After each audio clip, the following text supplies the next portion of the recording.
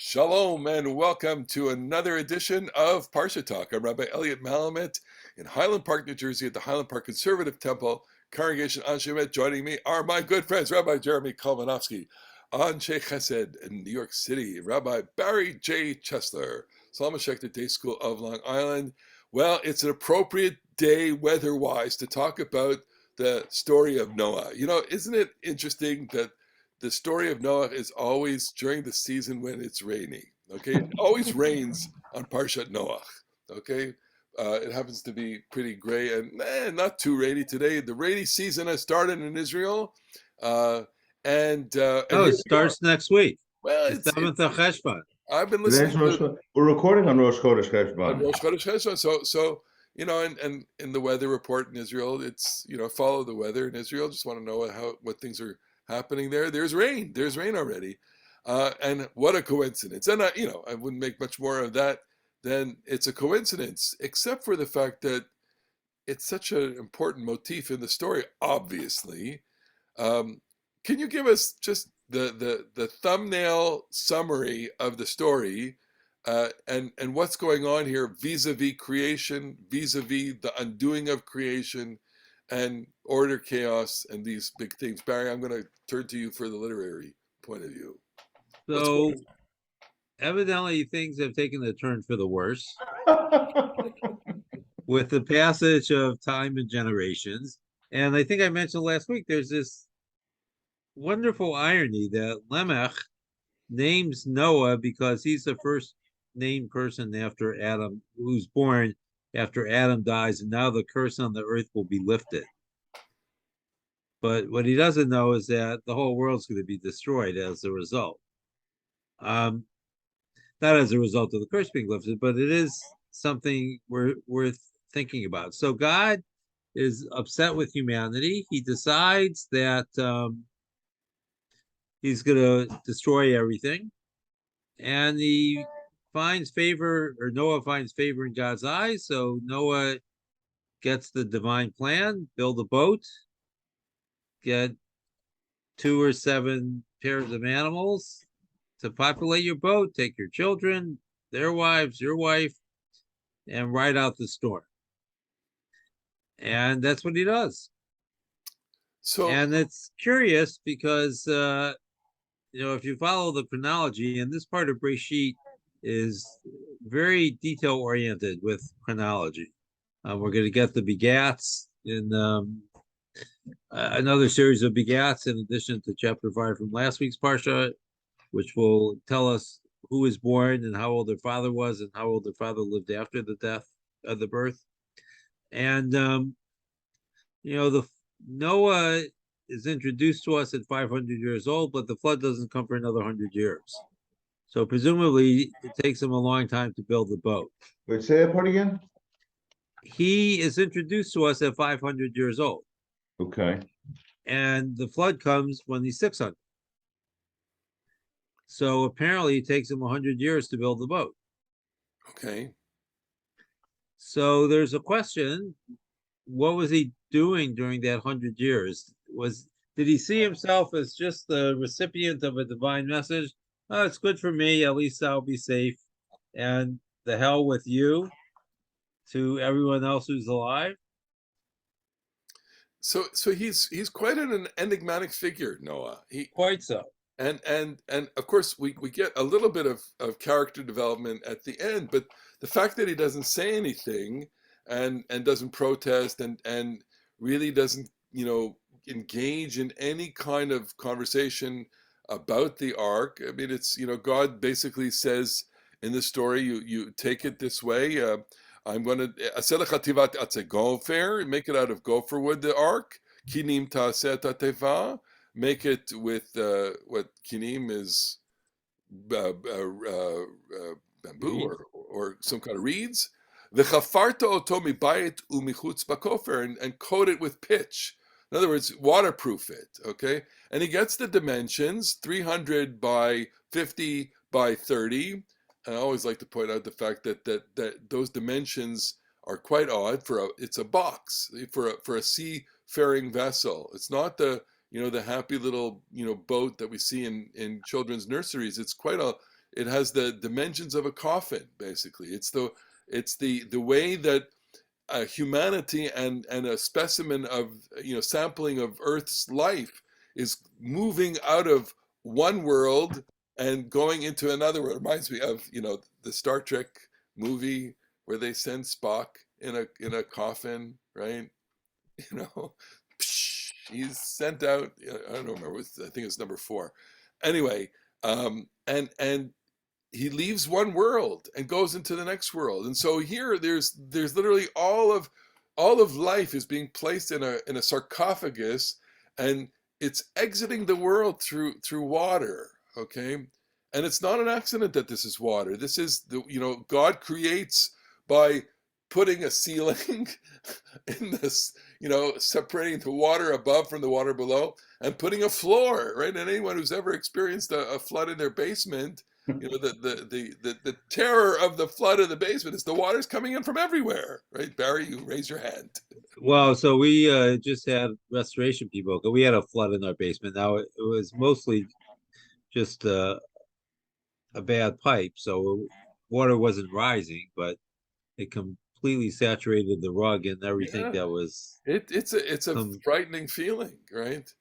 oh, it's terrible. It's terrible, right? And of course, it leaves a terrible smell afterwards. Okay, so the point is that everything is being dissolved. The structures of creation are being dissolved. God has a particular MO, which is, I don't like things, I'm going to start over again.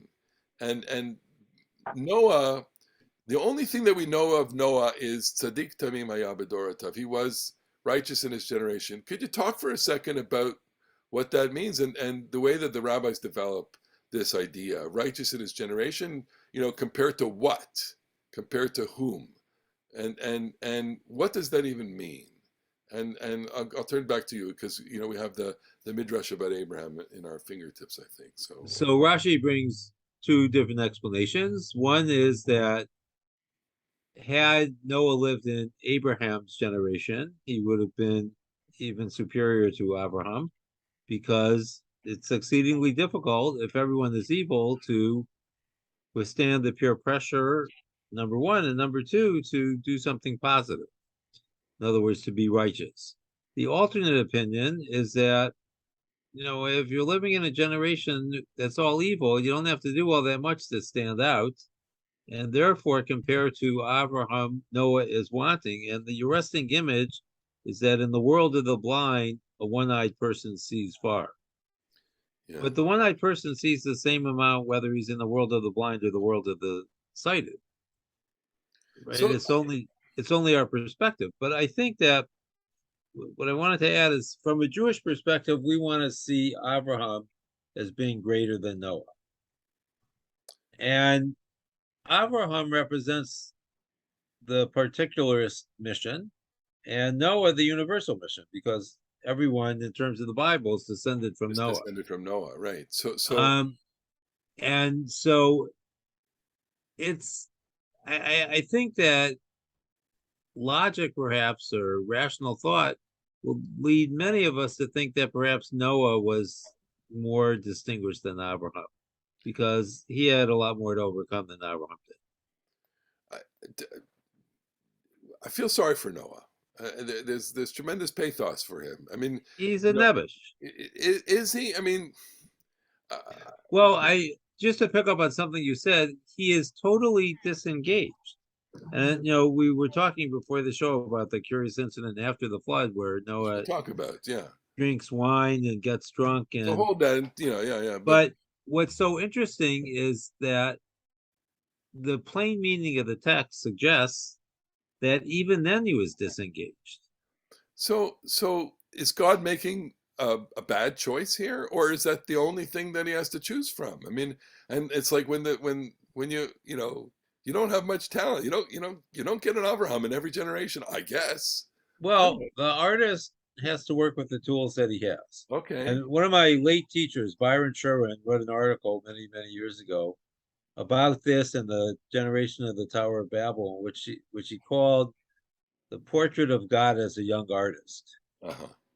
And God doesn't necessarily come off so well here. This is not the kind of God that we imagine is the one we want running the universe.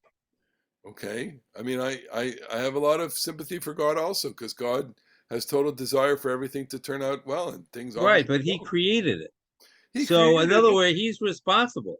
Yes, but he creates it with one condition or one ingredient, which is human freedom. That's so important to God, and it's not God's fault. I'm sorry. I take issue. I want to defend God here, even though God obviously. I don't know. Jeremy, help me out. Yeah. Well, I mean, I think that very, very often, and this is an example, the Bible stories are like tragedies. And by tragedy, I mean that it's not a very clear, path. What's good, what's bad. You can say, I mean, obviously one should say that God is a frustrated artist here in this passage. Created the world, gave it freedom. We talked about this last week that you tov tov tov on the first days, but by the end of the first parasha of Genesis, it's that people are just ra ra ra ra kol hayom. They're bad bad bad bad bad, and Noah is the glimmer of hope. So I'm actually inclined to think that the Bible, yes, I think that the rabbinic interpreters are inclined to say that Noah is a failed version of Abraham, and the stories, as you guys were relating, the stories of Abraham, who when Sodom, which mightily deserves punishment, God says, "I'm going to destroy Sodom." Abraham's like, "No, no, no, no, wait a second, slow down there. Isn't there an alternative?" And Noah doesn't seem Doesn't to think talk. that. He seems to just, okay, I'm obedient. Noah seems obedient without having any kind of personal grace. Now that said, I do think that the glimmer of hope that Ze Yinachamenu Mimase Yodenu Mitzvon Yadenu, that his father named him Noah because he will bring comfort to a suffering world. I do think that that's a big, gigantic round of applause for Noah, and I do think that obedience to God in a terrible world is not nothing. So what is the comfort that he brings? So is it that he gets on the ark with all the animals and allows the original flawed creation to continue? Gives it a second chance. Yeah, I mean, we talked about, Elliot said the creation and the undoing of creation, which is certainly correct. I just want to call attention to a very, very small little verse, chapter 7, verse 10. It's starting to rain, and it says, Vayihi l'shivat hayamim Yeah, umei hamabul hayu al haaretz. And yeah, it was on the seventh day that the yeah. flood broke out. The flood waters broke out on earth. You can't get a better affirmation that the creation of the world has been undone and must get redone. And then that passage continues on and says, Vishnat shesh ma'ot Shana L'Chaye Noach B'Chodesh Hasheni. So it was in the 600th year of his life, in the second month. B'Shiva Asar Yom L'Chodesh B'Yom Hazeh, on the 17th day of that month, the 17th day of Iyar. Niv Ke'u Kol Mayanot Tehom Rabah Ve'arubot Hashamayim Niftachu.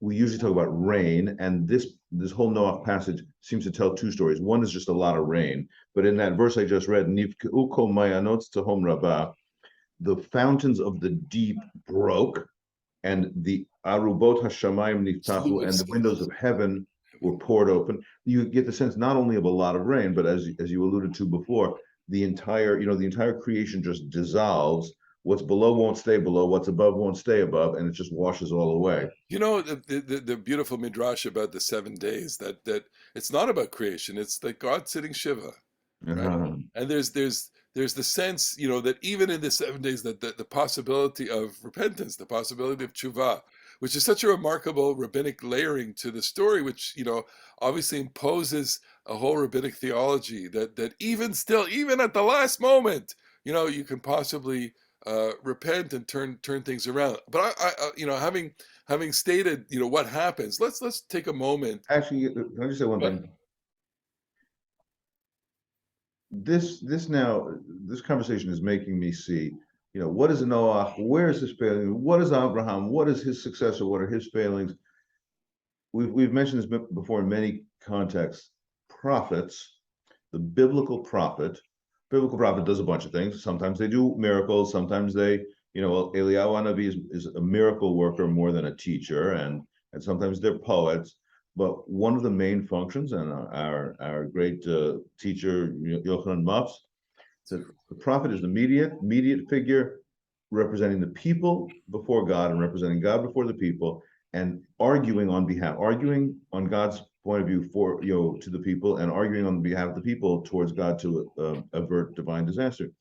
Okay, what I think you can say is that Abraham in the Sodom story is portrayed as a prophet in this respect. I have to advocate for us poor humble human beings, because Zachor ki afar anachnu, we're like dust.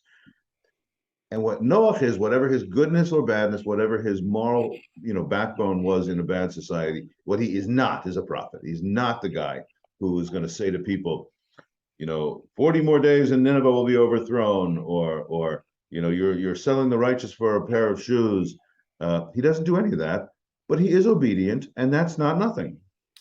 Okay, so I want to talk about Noah. Just hold it for a second. I just want to go into the detail of the story, which is, I think, quite remarkable in the way that the story is narrated from this point on, and that is that at almost every single major point we get a timestamp for the story. So you just quoted the verse that which is chapter 7 verse 11, Bishnat Shesh Meot Shana, in the 600th year of his life, in the second month, on the 17th day, on that day, all heavens broke forth. And so we get timestamps for, when the rain lasts for 40 days, the flood is on the earth 150 days.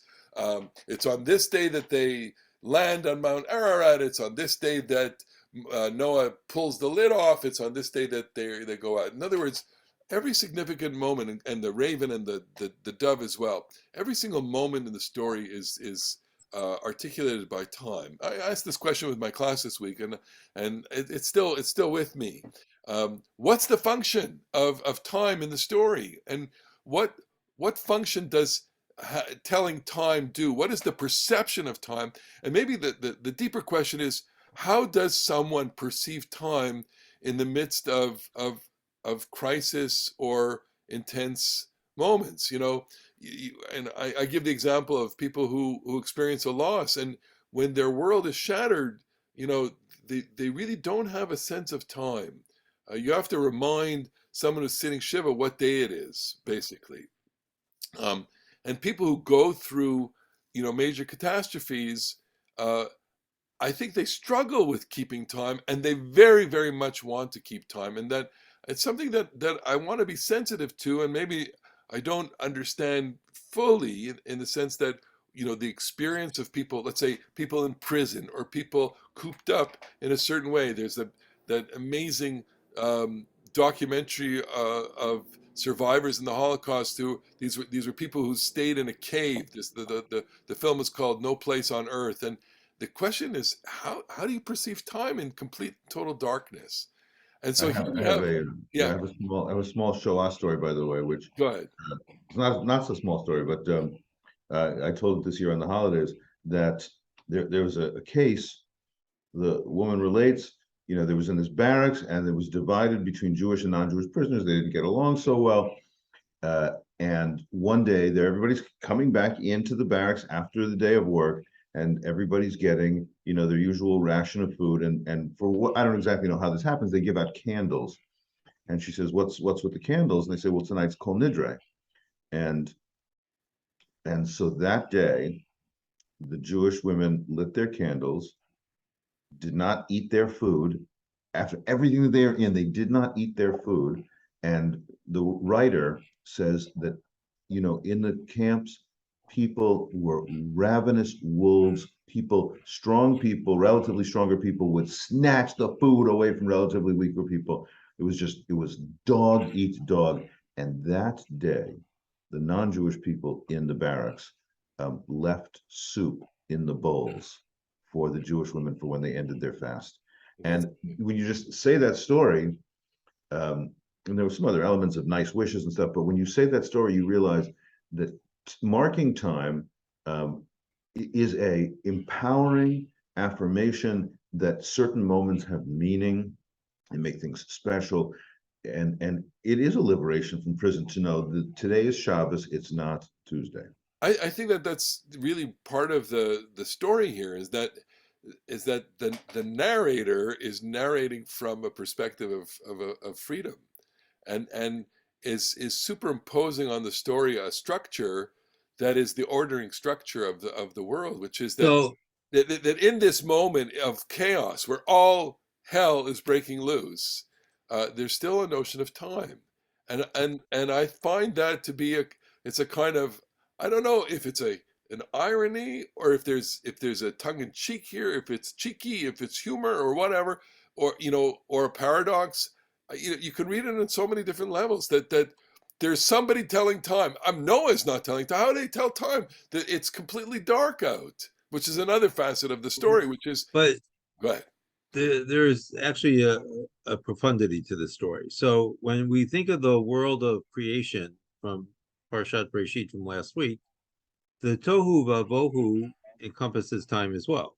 Time isn't established until the first day. It's the first mark of time. In Noah's world, we often, or sometimes at least, think of the world being recreated with Noah, but it's not recreated, it's repopulated, because the world is going to remain the same as it did before the flood.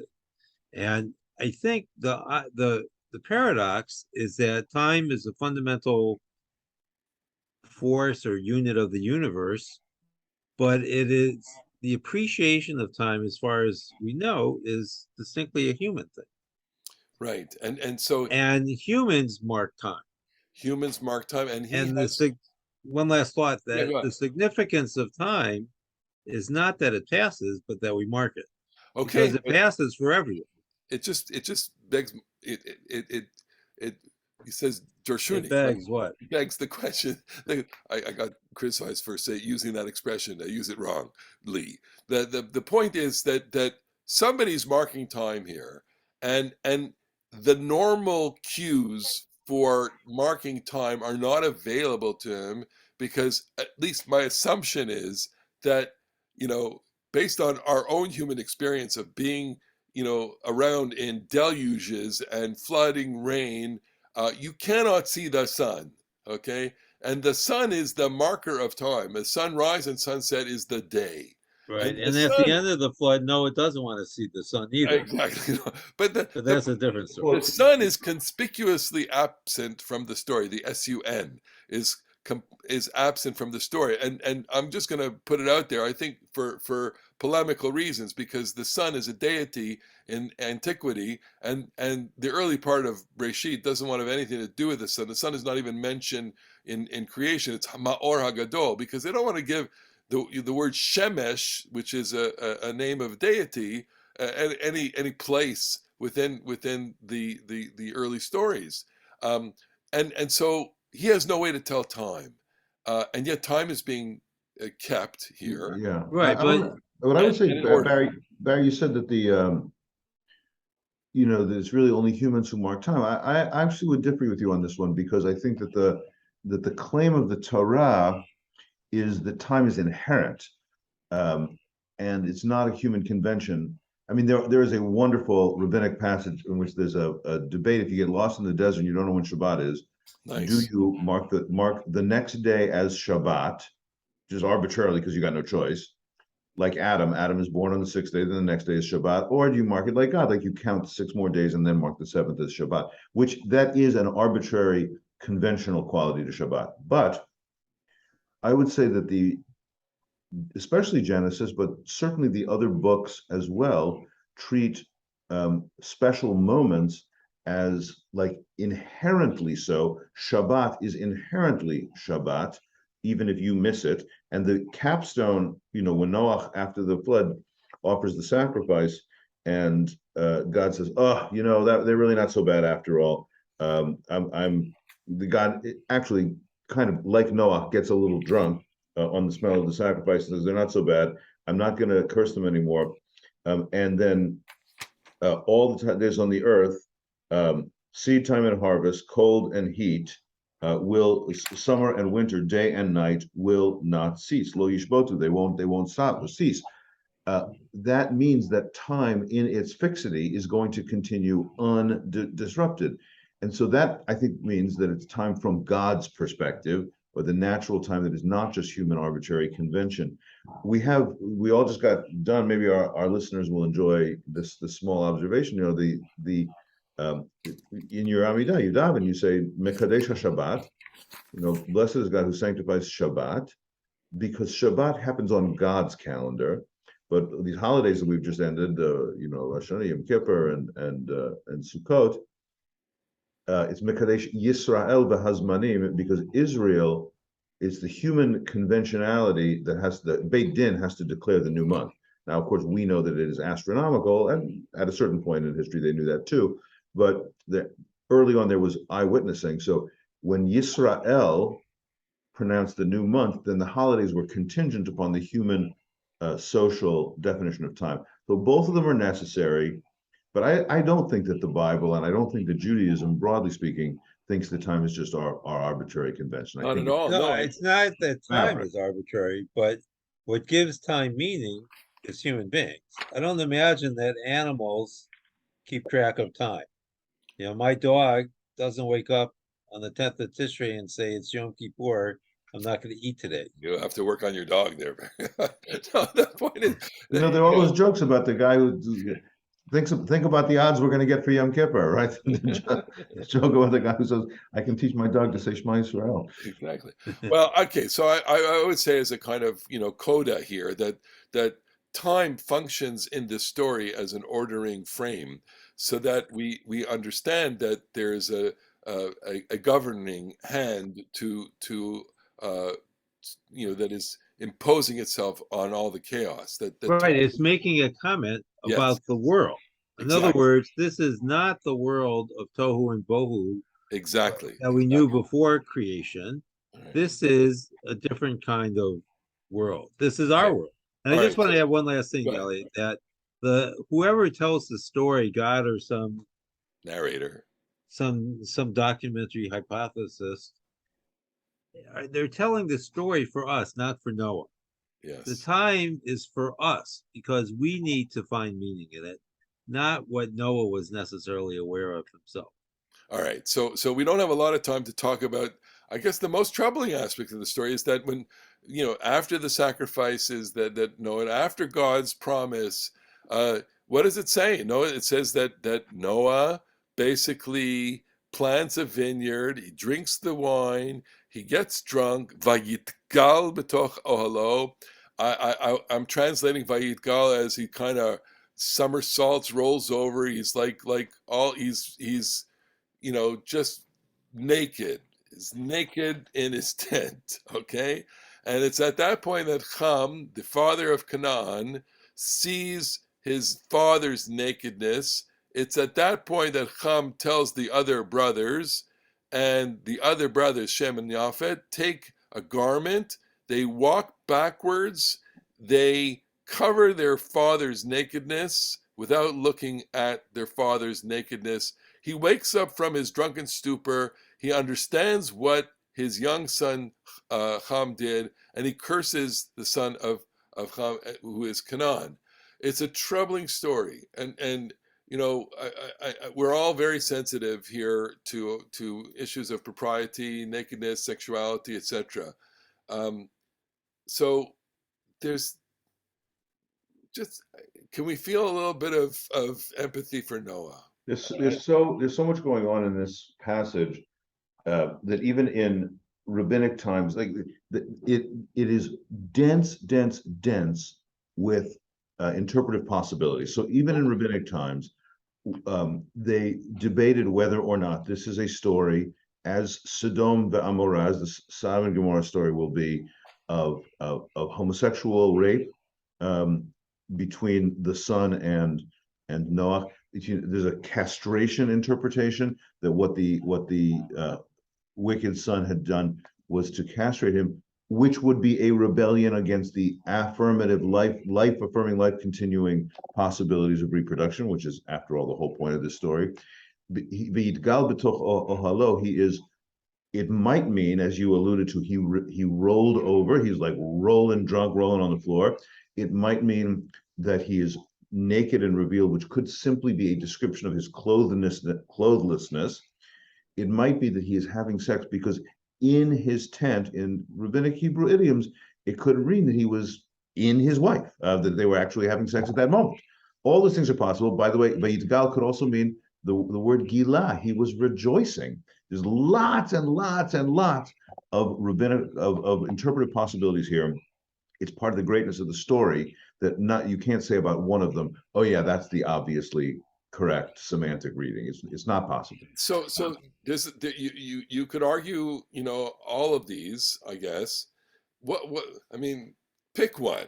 Which So, one do you want to go with? okay. I mean, I what's think plausible that here? sometimes we let our minds run free, and we need to pay a little more attention to what the text actually says. Sometimes the text doesn't say something because it's not interested, and sometimes it wants to make a point by not saying something. But I think here the issue from a textual point of view, we've all been in situations where we saw something we didn't want to see. The question is, once that happens, what do we do? So in the situation that's described in the Torah, it would seem that Ham's proper response would be to cover his father in some way. Whatever he was doing, he had seen something he shouldn't have seen, and he should close himself off for that. But what does he do? He goes outside and tells his brothers, which I don't think one can understand as anything other than making fun of his father. Right? He's not going out to tell his brothers, "Oh, look, poor dad. What should we do?" It's that Can you our believe father is Can you believe a it? drunken idiot. He's a drunken idiot and naked in his tent. I can't believe it. Like, and laughter and so there's, I think, upon recognition that he was seen, and exactly how that recognition on Noah's part is not really explained, but somehow Noah discovers that he was discovered, Well, and because he's covered he's by covered. this Okay, well, so cloak maybe that, Noah. So he's the humiliation of this man, and what it must have been, if even if he was with his wife, and if he wasn't with his wife, and if it was some kind of incest or some worse, the humiliation is is beyond expression, I think. I think that this story goes with the Adam and Eve story in that they were naked and unashamed. Then some experience happens and crowds out the innocence, and then they were ashamed. And so now this story comes even more full that nakedness, sexual vulnerability, sexual capacities, whatever we want to say about it, is a source of shame. And it's like we don't have a sense of original sin in the Christian way, but we do have a sense of human decline, that we're worse for the wear after some of the experiences that happen to us. And I think that's true here too. Wow.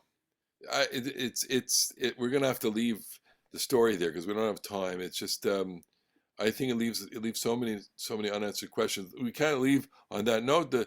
I think Noah, the parsha gives us the picture of humanity. I love commenting on the fact that the 10th chapter of Noah, of Breshit, tells us the family of all of humanity, and we can't help but think that the Bible has a very, very interesting way of projecting uh, the relationship of human beings to one another. That is, it projects the idea of family onto all of human civilization.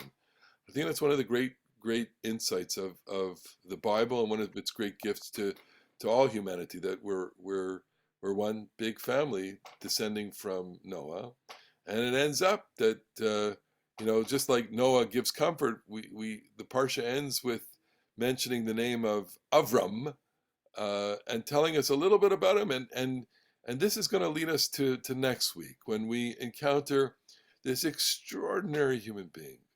Can't say enough about Avram. There's something unusual about him, something great about him, but we'll have to leave it for next week, because we're out of time here on this edition of Parasha Talk. I want to thank our viewers and our listeners. Keep your comments coming in to Barry Chesler's Facebook. Anshe Chesed, you have a Facebook also, and my YouTube channel, and anywhere you get this, send us a comment, send us an email.